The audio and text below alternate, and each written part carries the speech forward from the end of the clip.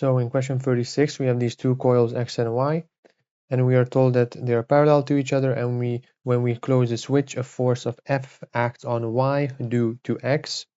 We need to determine the variation of time and the direction of F.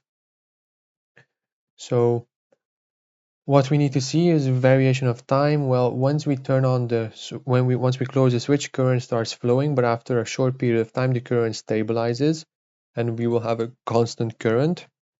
So if we have a constant current, the field created by this loop will also be constant, and therefore the magnetic flux induced is going to be constant through loop Y, and therefore the force F will reach a constant value.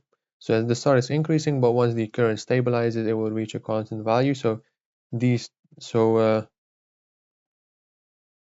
going to reach a constant value of 0. So it technically decreases because it reaches a maximum and then it goes back to 0 because the rate of change of flux will become 0 after a time. Therefore, the induced EMF and the current will be 0, and so it technically decreases, or it reaches a constant value of 0. But here in this question, they want us to say that it decreases.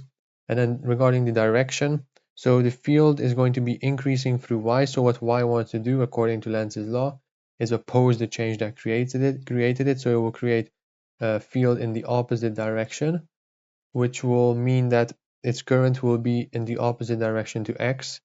And that means that the force will have to be repulsive. So it will be away from X because their currents are in opposite directions. And therefore the correct answer is D.